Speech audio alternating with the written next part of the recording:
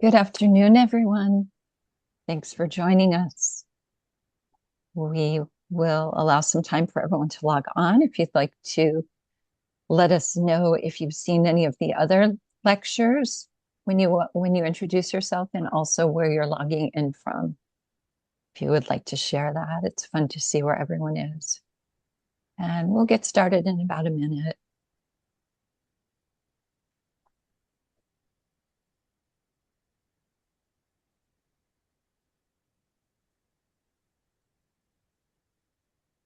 Again, if you're just logging in, thank you so much for joining us today. My name is Andrea Nandoskar, and I'm the Education Program Director at Historic Hawaii Foundation.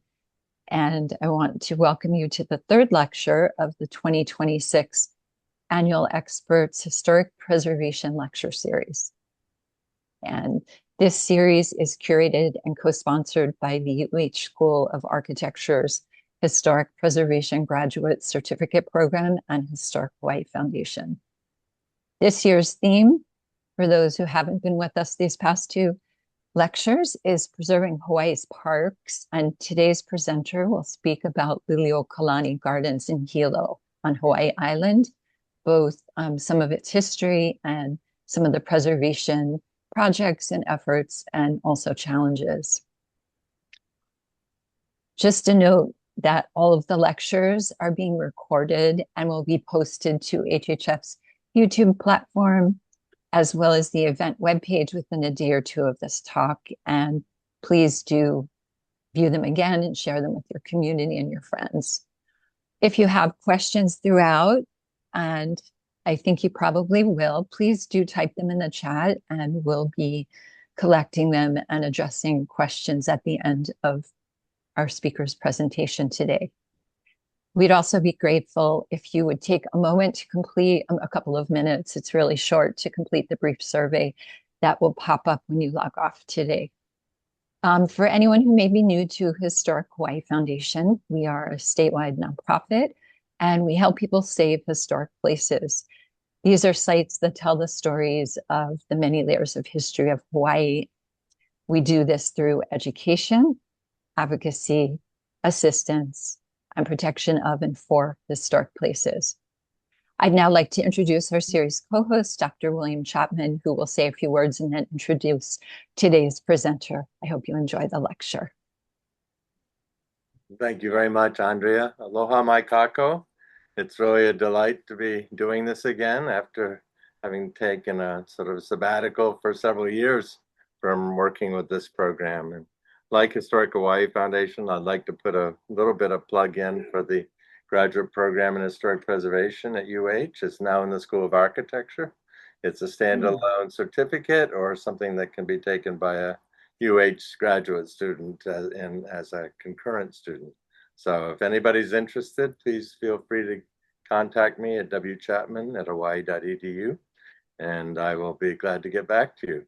So I'm really delighted with today's lecture. I love it that we're going to neighbor island. So many of our talks tend to be Oahu focused. So I want to first introduce KT Eger. KT Eger's interest in gardens began really in her childhood. She'd been inspired by her parents, or rather her grandparents' Japanese garden in Southern California. She actually got a master's degree from UH and from CTAR, and has a degree as a master gardener. And she has spent 11 years designing, installing, and maintaining residential gardens on Hawaii Island. Early in her career, she co-owned and operated a public relations firm in California and Hawaii. And for 30 years, she has specialized in political campaigns, community economic development, and other issues involving community promotion of communities. KT's also managed the oral history and photographic grant projects for Maui Historical Society and wrote newspaper columns on agriculture and the economy for over a decade. So a long-term project in Volcano Village featured a historic Japanese design landscape connected to Lili'uokalani Gardens led by KT, and this led her to become a founding member of the North American Japanese Garden Association. She served on the board of that organization until 2023 and edited its journal. So the Friends of Lili'uokalani Gardens began in 2012, and KT has been its president for the last 9 years or 10 years almost. So again, I'm going to let her introduce the garden and give us some background on how it got started. And I remember the many times I've been in Hilo driving through it along Banyan Drive, and it's a delightful environment. So KT, you take it away, and I'll step back and we'll talk to everybody when we get to the chat at the end of the talk. So thank you. Thank you, Bill, Andrea, and welcome to everyone. Nihon Koen is a name that was given to Lili'uokalani Gardens in the 1930s. It is the Japanese-style landscape that covers 20 acres inside Banyan Drive and Lihihwai Street. Lili'uokalani Gardens also includes 3 other county parks, Moku'ola, or Coconut Island, Isles, and Rakuen, which is also known as Happiness Park. The area in Hilo is right along the bay. The park includes Loko Ia, Waihonu. It's a Loko Ia that dates back 400 to 600 years. This is some very basic information about Lili'uokalani Gardens. I can find only one other tidal-fed pond in a Japanese garden in the world, and that's in Tokyo Bay. Someplace I haven't visited yet, big yet there. It's a real community gathering place. I cannot imagine New York without Central Park or Chicago without all of the lakeshore parks dedicated to open space. And I cannot imagine Hilo without Lili'uokalani Gardens. It's heavily used cultural landscape. We have several goals, several paths that we follow to meet our goals of fostering this community treasure. We need to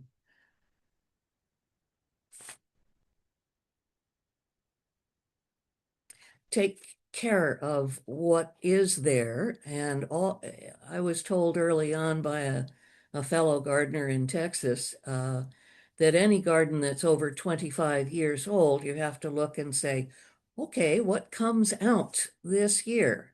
What needs to be replaced? How's that bush doing? And so forth. So that's part of the maintenance that we do in cooperation with the County Parks Department. They're basically things that they don't have time for or expertise or money. So we pull weeds and trim bushes and add some fertilizer in different places.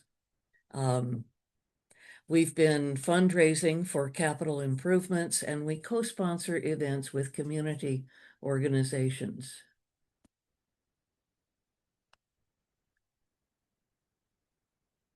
I'm not sure where, let's see.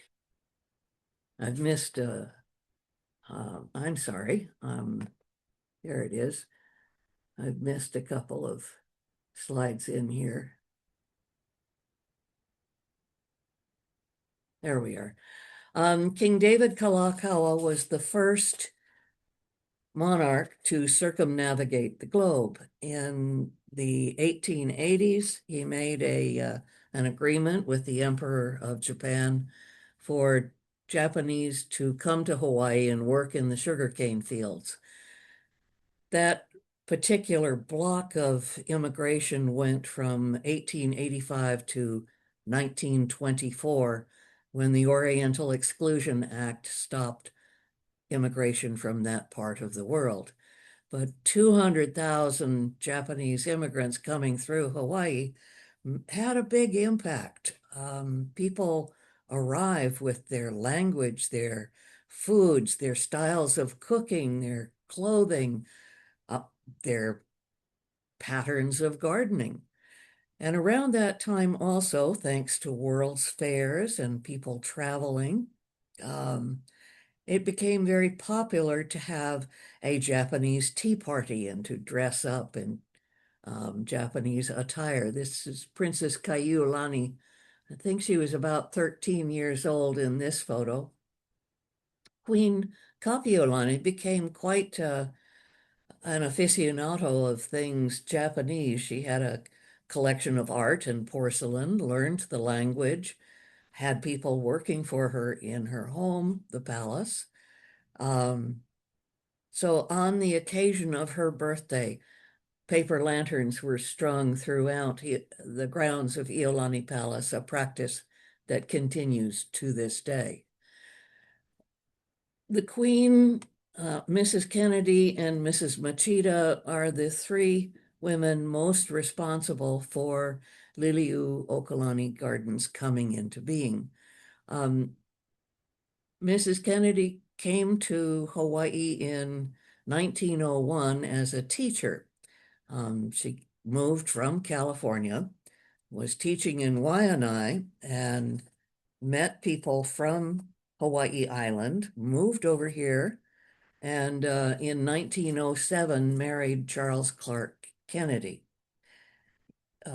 He had built and later managed the Waiakea sugar mill for 37 years until his retirement in 1912.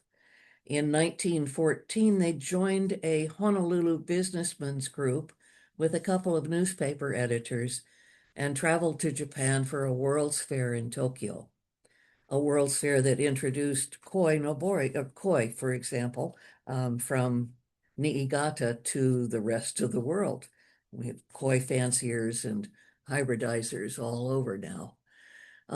She came home in love with Japanese gardens and also with a whole bunch of plants that she had purchased in various nurseries that they visited. And she also hired a Japanese gardener from Kyoto and brought him home. Around the same time, Mrs. Machida was president of Hilo Fujin Shinkokai, a Japanese women's group dedicated to beautification. And they operated parallel to and in cooperation with the outdoor circle. There was a desire of Hilo Fujin Shinkokai to have a tea house and a garden. They thought maybe somewhere near Mo'oheo Bandstand, but when Mrs. Kennedy got back from the trip to Japan, she suggested that perhaps there wasn't any room to grow at that location. She had seen the Golden Pavilion in Kyoto. It had a pond. We have a pond. Why can't we do the Japanese garden around Waihonu? So she got her ducks in a row for friends in the political world to write a bill and pass it through the territorial legislature in 1917 in March. And then in April of that year, Governor Lucius Pinkham signed Act 53 into law, setting aside 17 acres at Maka'oku, a 23-acre Ili Kupono, set aside special small division of land within Inahupua'a. So that 17 acres started under the direction of her gardener, Mr. A.K. Yamamoto, seen here in this photo from the Lyman Museum archives.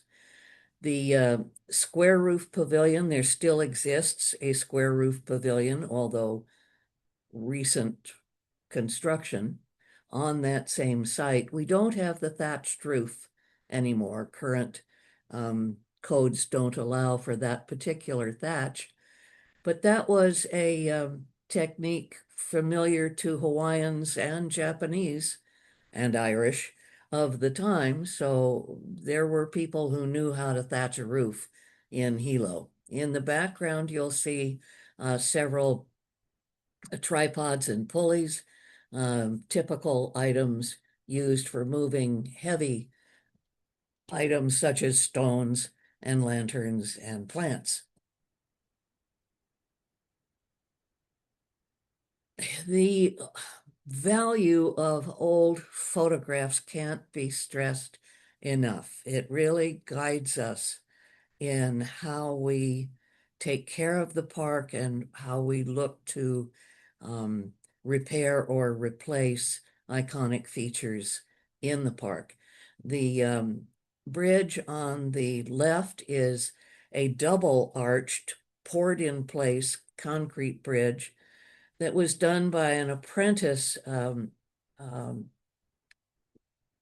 construction man by the name of Isemoto. Um, the Isemoto Contracting Company is still in business with the third generation now. The photo was taken by Tai-Sing Liu, who was the Pearl Harbor Admiral's official photographer, and he got sent when VIP groups came to town to accompany them to neighbor islands. This group is probably there to see the volcanic eruption of 1924. Lili'uokalani Gardens was directly across the street from the pier, so people could walk across the street and view the Japanese garden before they went anywhere else in town. The selfie spot of 1920.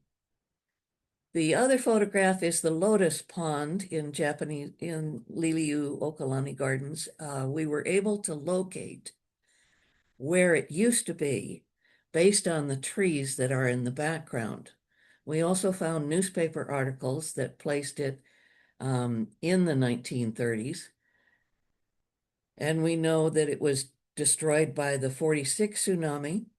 In 1950, the mayor of Tokyo brought seed to reestablish the lotus pond, and it in turn was destroyed by the 1960 tsunami.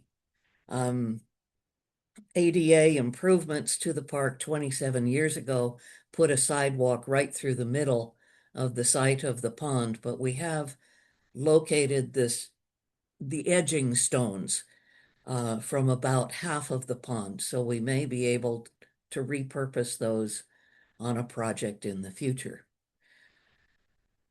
During our centennial celebration, we tried to figure out at the beginning, what do we mark as a celebratory date? Do we mark when they first thought of having a garden, when the bill was passed, when the governor signed it, when the first shovel went in the ground, when it opened to the public? And we couldn't decide, so we finally said, heck with it, 3-year party. And we had a centennial celebration in 2017, 18, and 19. During those 36 months, we had an event every single month. And at the end of that time, we looked at all of the events and chose a few that were sustainable, popular, successful, and everyone wanted to continue. The first is the Banyan Drive Art Stroll. It's held on the second Saturday of January. It covers the entire Waiakea Peninsula from Suisun Fish Market to Naniloa Hotel, with art events at 7 different locations, including an exhibit, silent auction, demonstrations of gyotaku at the fish market, mokuhanga, demonstrations of toy crafting were added this year. We have children's art classes with Patrick Ching and a number of other activities. Approximately 1,000 people come. The second is flying koinobori on the peninsula. We won't be able to use the Mokuola Bridge this year, not until it's replaced anyway. So we are considering placing our collection of koinobori on bamboo poles attached to the street lights throughout the entire peninsula. We partner with the Lions Clubs, Rotary, Latter-day Saints. Who else do I see in here? That's who I see in these photographs, and I'm ever so grateful to Jay Takahashi for his talent in this final photograph, really capturing the color and the activity of flying these koi. The next event is the Queen's Birthday Festival, He Halia Aloha no Lili'uokalani. It's held in September on the first Saturday after the Queen's birthday. It's a day of hula, a flower drop, free entertainment, cultural demonstrations, children's games, Hawaiian games, just a whole plethora of wonderful free family fun.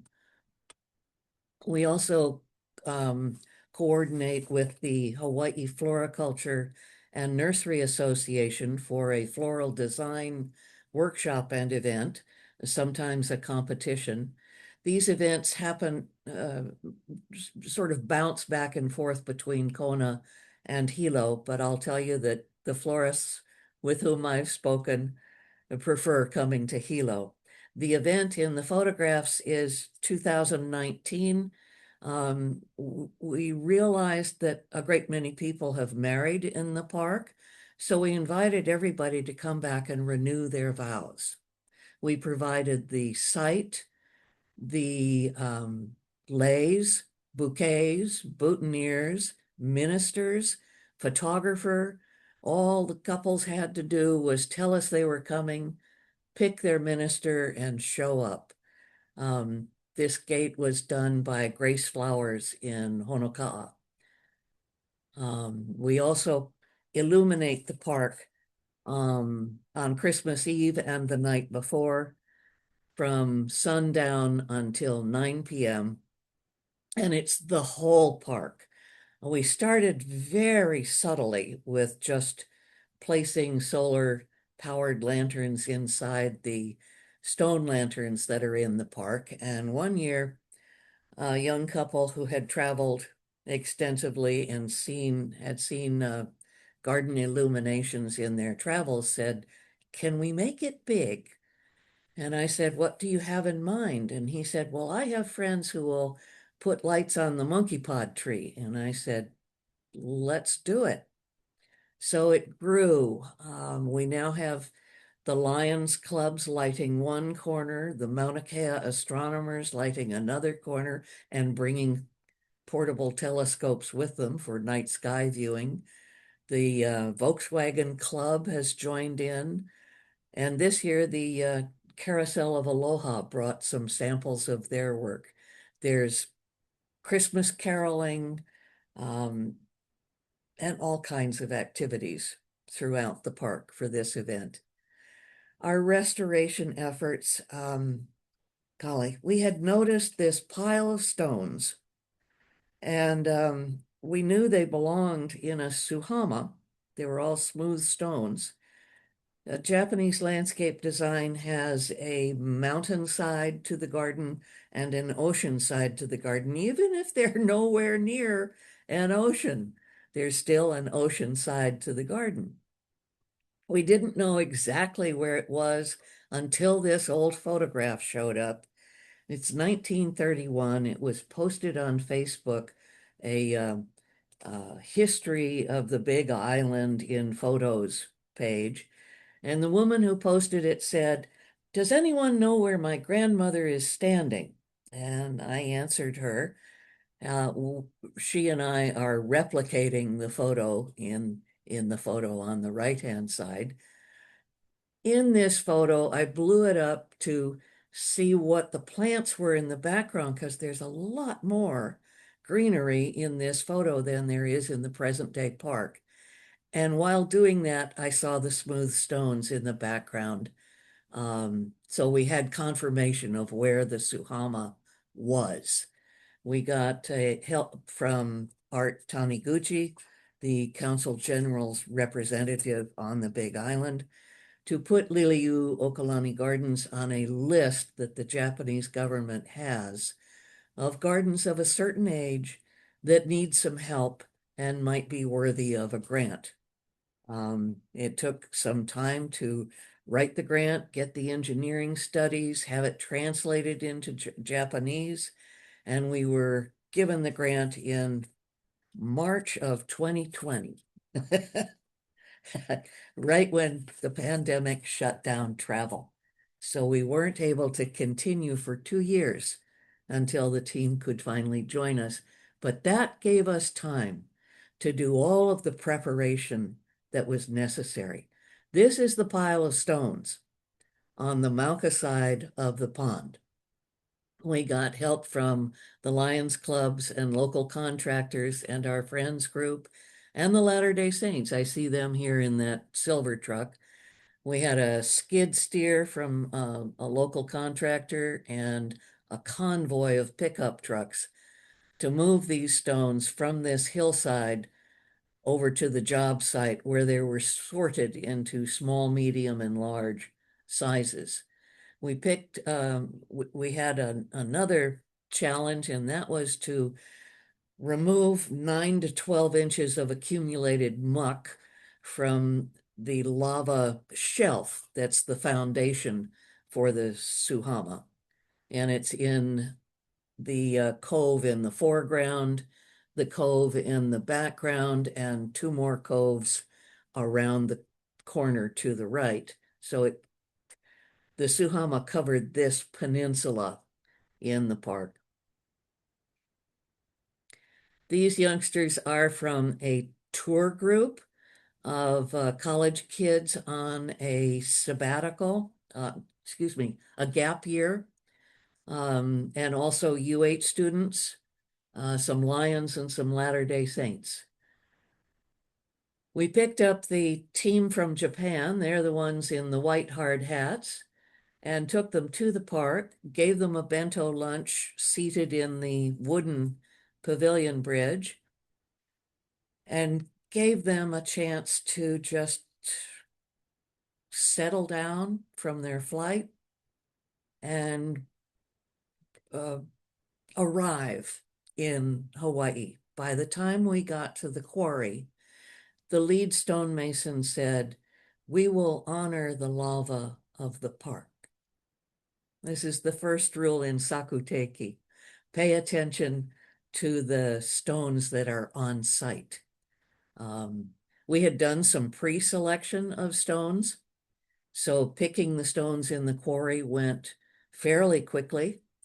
And then the next day, we put the Japanese team together with our local landscape contractors. They're the ones in the green hard hats, and got some heavy equipment in to move gravel and stones around. This is what the restored Suhama looked like at the end of 5 days.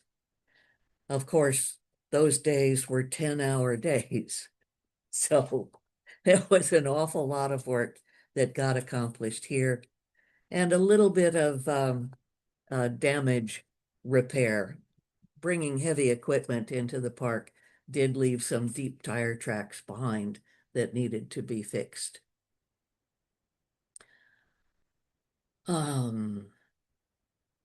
We had a little money left over from the Historic Hawaii Foundation grant to restore the Suhama, and they graciously said, "Keep going." And I said, "Well, we do have a list of stone projects that need to be done." This photo is a postcard, actually, and it probably was taken before the 1960 tsunami. The ironwood tree is plowed, pruned. There are several azalea bushes in this area that are nicely done. The concrete flat bridge has a railing, and there is a pathway from the end of that railing over to the lawn to the right-hand side. The little square roof pavilion, there's always been a pavilion in that location. So a few years, let's see, this is pre-1960. This is 2012.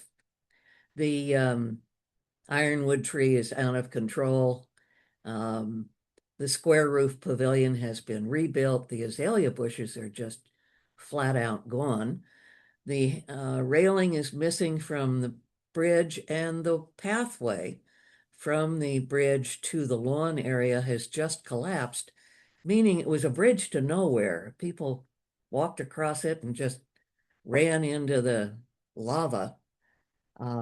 So we gathered the same stone mason team that we had used in a historic Hawaii grant-funded project at Kalakaua Park to restore the Johnson and Johnson landscape architects' design in 1930 of Kalakaua Park, which was a three-layered stone amphitheater that connected Kalakaua Street to Waianuenue Avenue.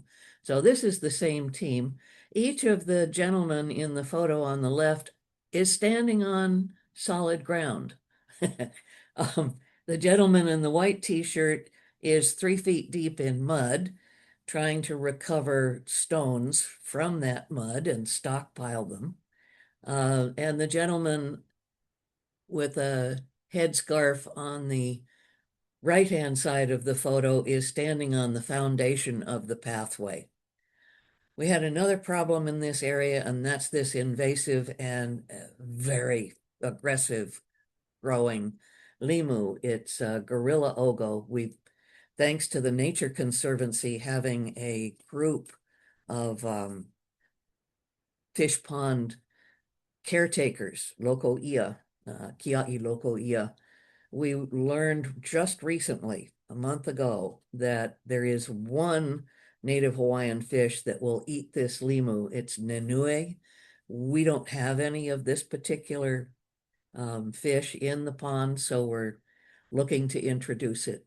This is before and after on the grant-funded project to restore this pathway. Now there is flow reestablished to walking through this section of the park.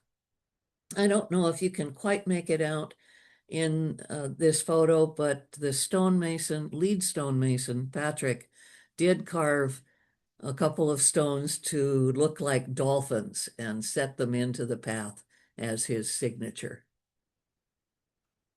Nearby, there was a collapsed stone set of stairs and this smooth stone platform.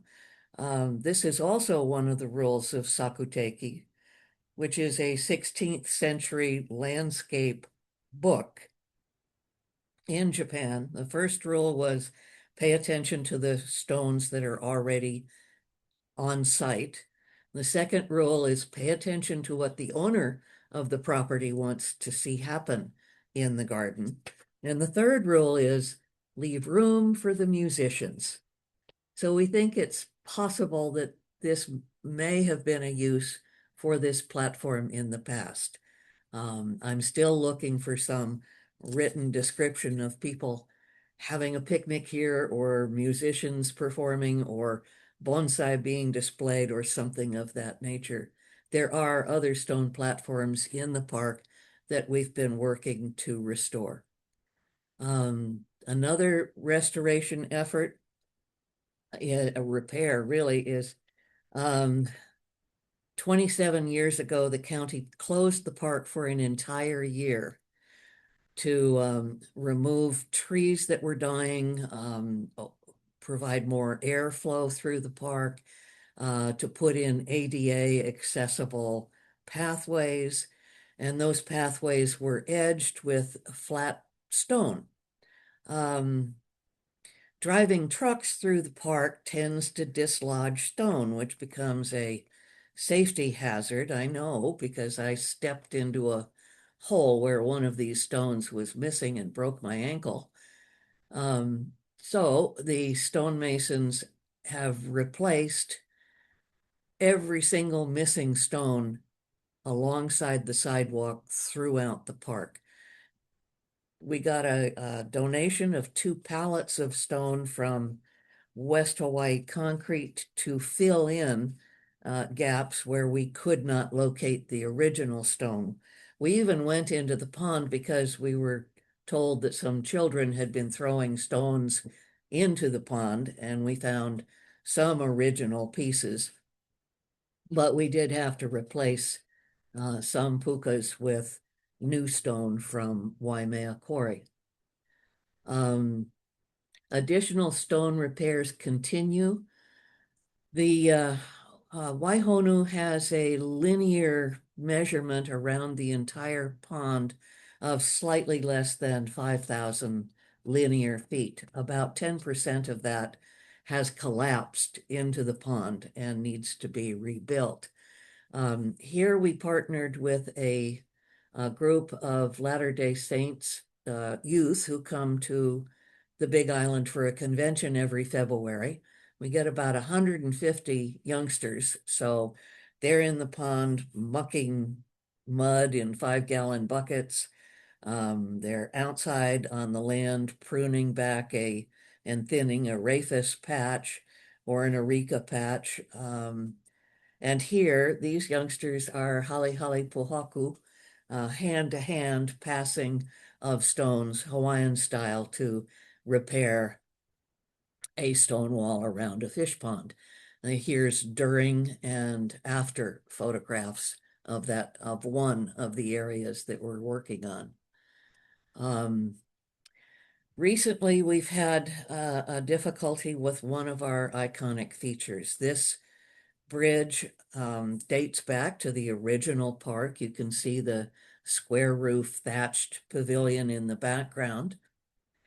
This bridge was built in Kyoto and disassembled, shipped to Hawaii, and reassembled Japanese style without nails. The Japanese carpentry and joinery is just amazing to behold.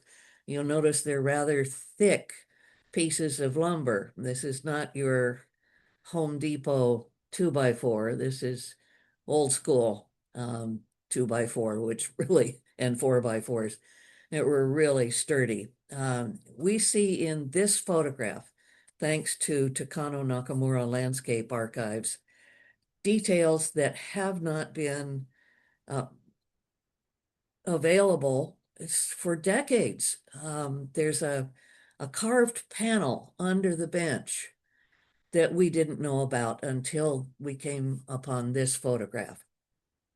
There are carved giboshi on the top of the railings. We knew about those from earlier blurry photographs. And also we're just barely able to make out the ceiling where flowers were painted in the 9 panels on the ceiling. The county carpenters wanted to do the work. So we provided this photograph to the county parks department for their designer to turn this into an architectural drawing. And what was the problem though? What happened? Well, this bridge was demolished by the 46 tsunami. A Douglas fir replacement was demolished by the 60 tsunami. And that Douglas fir replacement was infested with ground termites. When we went out with the parks director, the parks planner, and the lead county carpenter, this railing was like a sponge. I mean, you put your hand on it and there was nothing under that paint.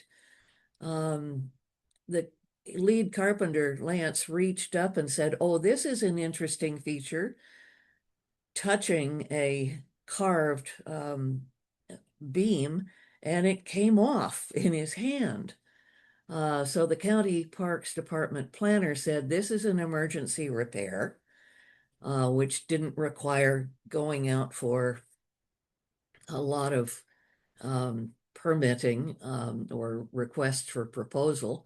They were going to have to go out and put out a request for proposal for who was going to provide the lumber.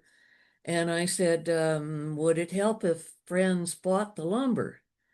And they said, well, yeah. And so we found some Alaskan yellow cedar that had been on island drying and was well cured for a number of years up at Kamawela Hardwoods.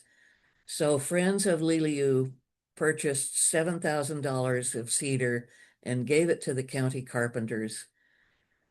Then we had to deal with how do we get this structure that's damaged out of here so that on the ground it can be studied further and measured, and all of that can be added to the specifications for the design. The pathway leading to this bridge has steps, stone steps. So they had to be protected and preserved with 6-inch rock topped with red cinder, a bony cinder that doesn't compact under heavy equipment. We had to get the capstone off, hundreds of pounds in this capstone holding the roof down. And once the capstone was off, straps were placed around the roof and a little pressure was applied while each post, with a very brave carpenter inside, cutting the post one at a time until the roof could finally be lifted and removed and driven away to a vacant lot where it could be treated for termites. And all of the infested wood was treated before the carpenters were then able to start measuring and taking specifications for the design. This is the new bridge. This is the replica. All of the measurements match what we believe to be the original. The suhama you'll see is in the background. The giboshi that the county carpenter said, we no more lathe. We found a local woodworker who would replicate a metal giboshi in cedar for us. And we have a couple of extra on hand should anything happen to the giboshi that were provided. I'm taking you back to the original bridge photograph just so you can compare and see the kinds of details that were replicated in this restored bridge. Many people look at an open space, and 20 acres is a lot of space, and say, what can we put here? We can have a monument, we can have a war memorial, we can have a picnic table pathway with a lot of picnic tables along it. And that's very Western style, frankly. The Japanese style is to value space. Now, flexible space has a great value. And so I'll show you a few photos of the same area that's been put to use in a variety of ways. This meadow was added, it's 3 acres. It was added to Lili'uokalani Gardens in 1972 by the redevelopment agency that grew up following the 1960 tsunami. Mrs. Kennedy, yes, that same Mrs. Kennedy, she lived until 1967. She hired and brought over from Southern California a Kyoto gardener, Mr. Kazuo Nakamura, who restored Lili'uokalani Gardens after the 1960 tsunami and did a lot of residential gardens in Hilo town.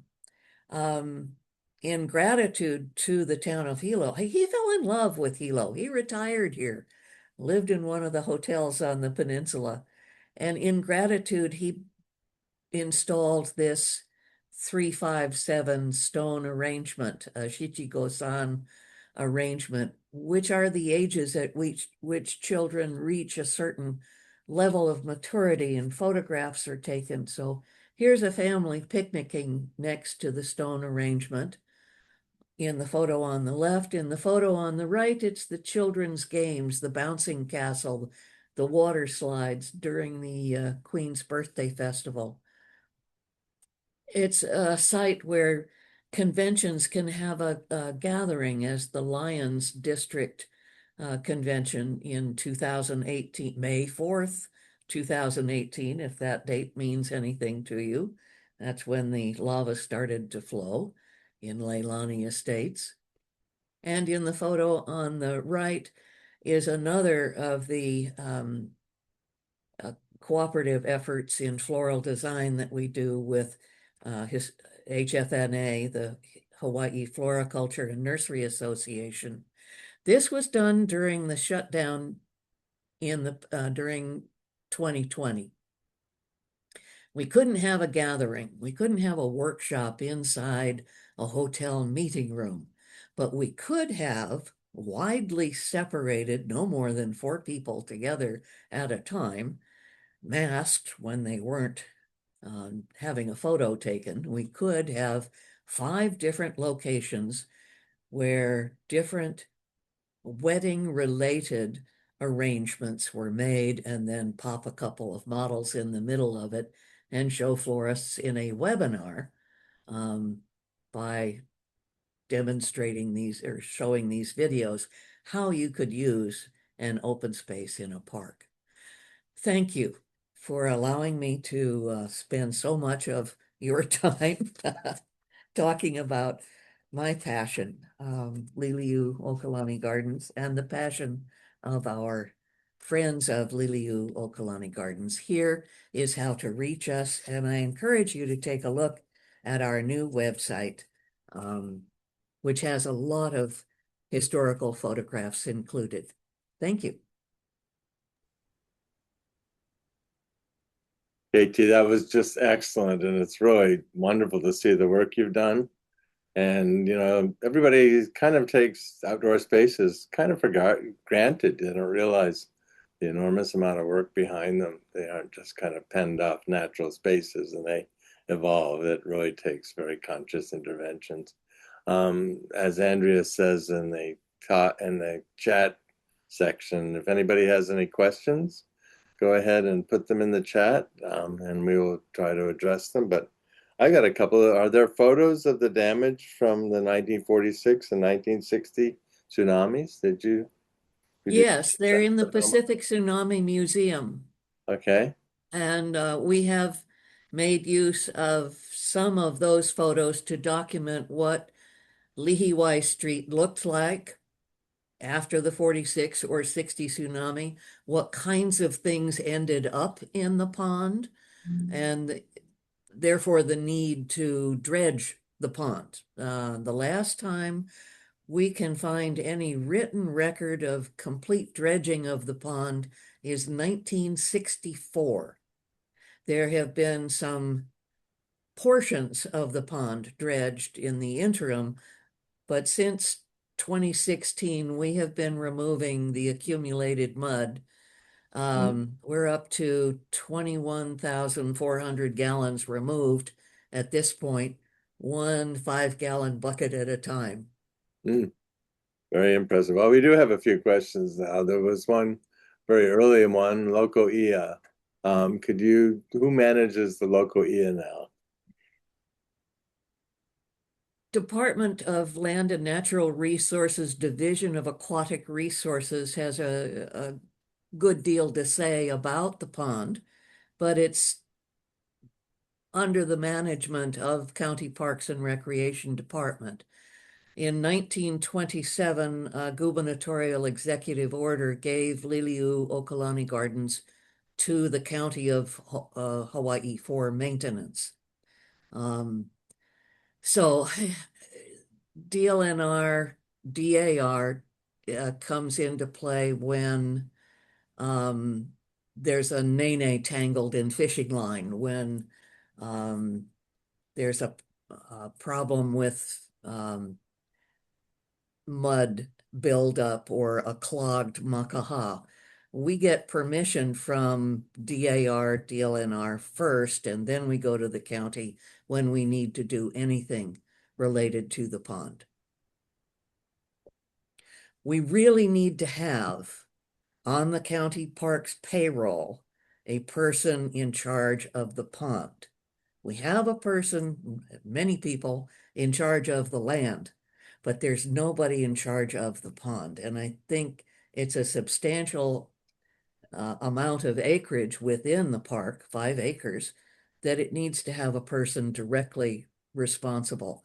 The planning department requires hotels on the western coast of our island, if they have an ancholine pond, if they have a traditional fish pond on their property, they must hire a person to take care of that pond. We don't have the same requirement in Park and Rec, and I think we should. We have another more specific question about the red bridge. Why is it the Japanese kind of orangish red instead of white? The wooden bridge has been several colors during its history. It has been plain wood. It has been tan, brown, green, a matte red, and in one unfortunate repainting in 2014, a fire engine glossy red with seafoam green steps. And it was that year that I had a friend of mine from the North American Japanese Garden Association come to visit. He's fifth generation in Kyoto, garden design business. Their business takes care of cultural treasures in Kyoto. His personal interest is in gardens outside of Japan that of a certain age that need some help. We're walking through the park. We walked through the wooden bridge, and he looked up the sides and across the ceiling and down the other side and just shook his head and kept walking. And I said, no, stop, stop, stop. Tell me why you're shaking your head. And he just said 2 words that changed everything. He said, Chinese colors. And for the next 5 years, we embarked on a search for the appropriate color for that bridge. And we finally got a paint chip from Japan the same year that Sherwin-Williams put in a new computer that can read paint chips and give you that exact matched color. So that's how come we have the Shuiro paint, a vermilion that is appropriate for Japanese gardens.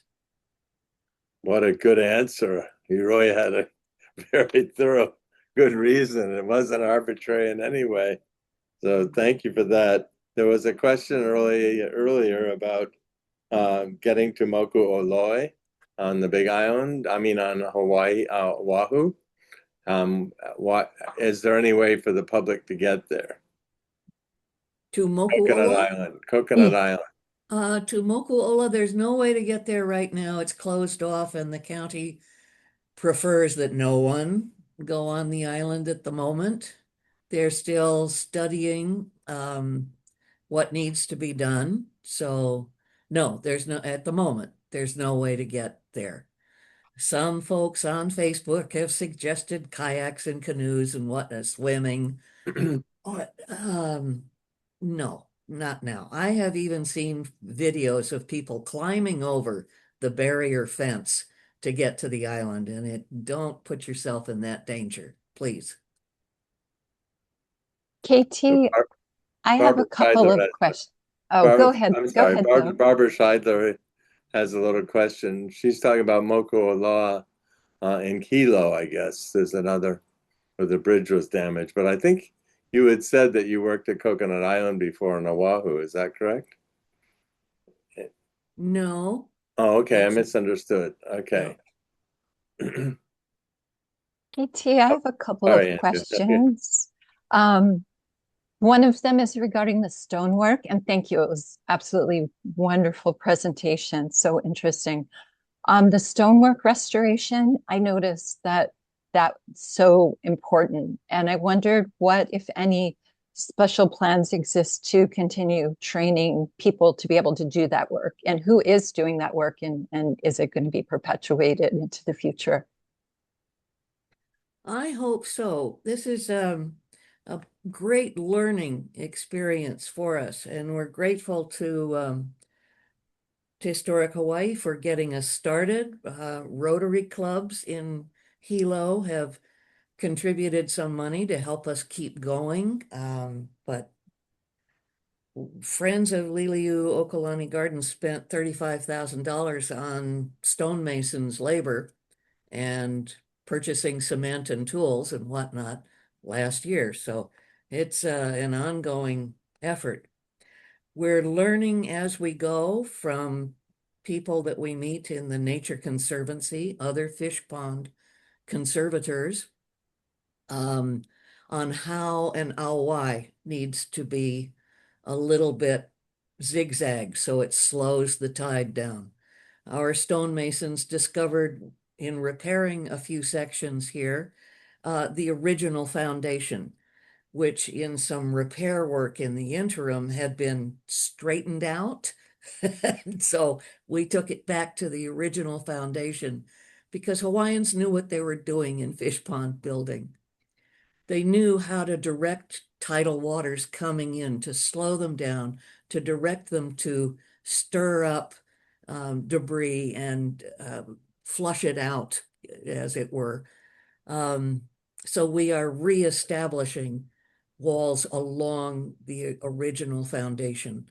We are using original stone as much as possible, and we're involving other young people. We've had a new crew just come in last week. So yes, we're passing the techniques along to the next generation. Thank you for that. Just to add to one of the earlier questions about research, um, do you have like, or does the Friends group have methods for reaching out? Do you have historians or researchers who are helping when you need to identify things? Is it, and where do you go for this kind of, for these documents, photos? Is it widespread, or do you have certain places that you favor? I have searched every archive on our island and Oahu to find photos of the garden. So we've been to UH Manoa Hamilton Library Digital Archive. We've been to the state archives, to the Hawaiian Historical Society archives next to the Mission Children's Museum. We've been to Lyman Museum archives, to the Pacific Tsunami Museum, a lot of social media searching, and eBay. eBay has been um, a, a good thing in a number of old photos that people are selling from their grandparents' scrapbooks. You know, here's a December 17th, 1944, labeled on the back, snapshot of that wooden bridge in Lili'uokalani Gardens. So we know that during the war, the the bridge, the Japanese landscape was maintained. This didn't happen in other gardens throughout mainland United States. I mean, Japanese gardens became Chinese gardens overnight. They just put up a new sign. Um, the Huntington Japanese garden in Pasadena was nearly demolished, but the ladies who were taking flower arranging classes stood arm in arm, linked in front of the bulldozers, and said, "No, this is an historic property and you will leave it alone." Um, so, you know, the old photographs that we find in those directions are absolutely priceless. And then we go out in the public, whether it's through the newspaper or every talk that I give, it's pleading with people, please let us see your family scrapbooks. There was Mhm. a project I did years ago for the Maui Historical Society that took an old photograph from a family scrapbook and went back at the present day and took a comparison photograph. And the Maui News carried a then and now history column that I did with Cowie Philpotts and Lynn Horner for a number of years. Mhm. And it built the Maui Historical Society's photo collection from two file drawers to 4 file drawers in a year's time. Wow. And Virginia Wirtz was very picky about what she accepted into the archives. So it's a variety of ways that we do our research. I go to the Kenjinkai, the provincial associations of the immigrants from Japan. I'll be going to the Hiroshima, East Hawaii Hiroshima Kenjinkai Shininenkai this weekend. And Mhm. again, that's a place where I ask, do you have family photos? And the answer frequently is yes, and we don't know what to do with them. So Right. then we get to look at them before they're passed along to Mhm. another historic society's archives. Mhm. That's great. Thank you, Katie. We have two Bill, final yes, questions, but I'm afraid we please. may not have time for them. One was about plant materials. You mentioned something about plant materials, but one of our listeners had wondered about your efforts to kind of restore plantings and specimens and things like that. The, the gardens have a great many plants from off island, shall we say. Japanese landscape philosophy is use what you have. So we should be seeing more native Hawaiian plants cared for in a Japanese landscape style. Um, but we also have ironwood and Hong Kong orchid, bauhinia trees. We have a number of plants from all over the world, things that were brought back by travelers. Here, have some seeds. I brought them back for you. Um, we're now having problems with some of those imported plants. The ironwoods are of an age to start collapsing. Um, Formosa acacia is not koa. The Formosa acacia has a 40-year lifespan and they were planted in the 1970s, so they're starting to fall apart. So we will be looking at replanting with other suitable coastal native Hawaiian plants, as well as some Japanese plants. We have a good collection of azalea, camellia, black pine, red pine, white pine, and other plants that are typical of Japanese landscape. Thank you, Katie. We could have a whole separate presentation just on the plants. We are working on a botanical asset survey Oh, that's that will be fantastic. part of our website. We do have a section on our website for marine life. We have a section Mm, for birds. We have a section for the lanterns, for sister cities. And now we're working on the botanical asset survey with Ray Tabata from Honolulu. And that will also include a walking guide. Say going from the west Tori'i to the east Tori'i, you can get in 1,000 steps and you have 5 different stops along the way to see these trees. that's so Wow, fantastic. Thank you, Katie. what a Before I hand great it and to you, Bill, I professional just, talk. Yeah. Okay, right, go I ahead, just, Andrew. yeah, sorry, it's a little awkward. Yeah, I just wanted to make sure that I thank you, of course, Katie, and you, Bill, and also my coworker, Sinead Kamaka Wiwaole, who's been helping with tech support in the background for joining us. I want to thank everyone else for joining us today and remind you next Wednesday, February 4th, is our next lecture with Emily Perry from the Trust for Public Land, who will be presenting on the A'ala Park Revitalization Project in Honolulu's Chinatown.